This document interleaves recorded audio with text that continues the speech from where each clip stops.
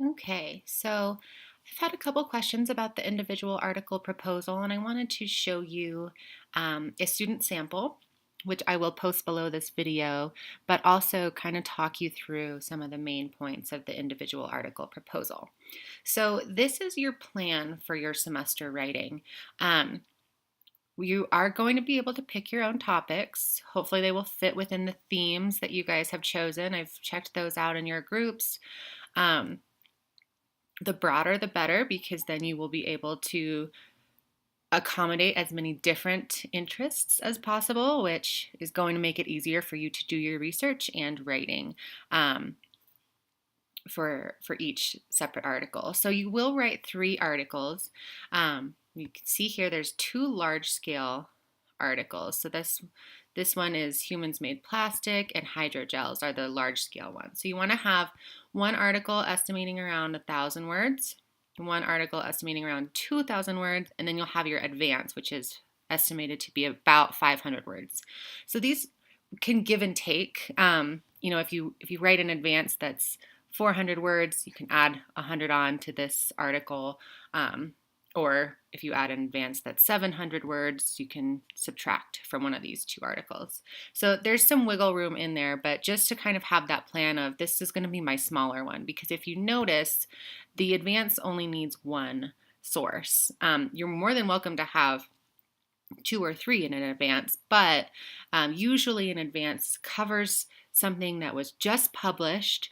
So you'll notice this one was from February 2018, and this student wrote the proposal in February. So this was the most up-to-date information on this topic, artificial limbs, prosthetic hands, that they were going to share with the public through Scientific American. So that's the purpose of the advance. The other 2 articles will have at least 2 sources here that are scholarly peer-reviewed journals. Now, these are found on the library website. You'll know they are peer-reviewed if they're from a journal of something. There's usually a volume and issue number and page numbers, and then this DOI number is really what will seal it for you. So anything that is scholarly peer-reviewed in a scientific journal, academic journal, will have a DOI number. So they're found on Academic Search Premier, Google Scholar, the Web of Science, through the library website, or scholar.google.com. Now, because you find them on there, it doesn't necessarily mean that they're journal articles, but you want to make sure that you check for the DOI numbers, that you're making sure they're coming from authors that are likely doctors, professors, experts in their field, and that they are the most up to date. So if you look at these dates here, February 2018, January 2018, they can be from 2017 as well, if those are the most recent things that you're finding on the topic. Sometimes topics take a while to advance because the technology takes so long to fund and build. But just make sure that you're not writing about something from 2015, 2013, where it would be likely that if you were submitting that to a Scientific American like publication, they would say, oh, we already published on that years ago, because they're looking for something that's the most up to date. So the other thing about these individual article proposals is you're putting the sources that you're going to use to write them, but you're not summarizing these sources. You're summarizing what you will write about. So you are going to use these 2 sources here to write an article that is this article. So you're going to write, for example, humans made plastic, and then tell me what this article is going to be about. So I don't want to know what these 2 articles are about down here.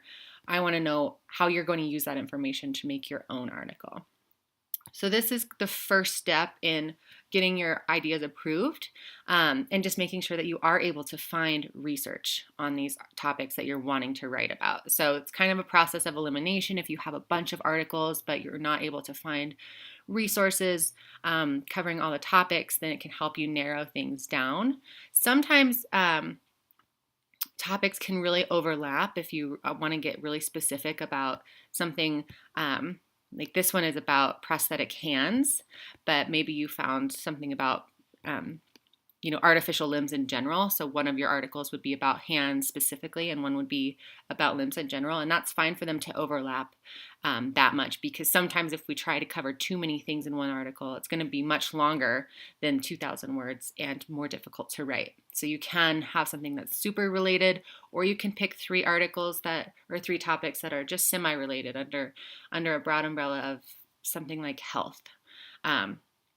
Then you could do something like childhood obesity, addiction, and elderly exercise. So you could do something that spans great variances, or something that's more focused for your articles.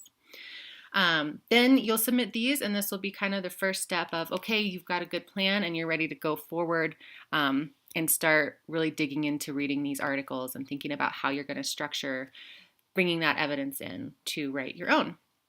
So that is the individual article proposal. It's just about 1 page. Make sure you've got your name on them and label which ones are going to be longer or shorter. Again, you're welcome to have more sources listed here, but no less than 2 for the large articles and at least 1 for the smaller article, which we call the advance. All right, I hope this was helpful. Please email if you have further questions. Thank you.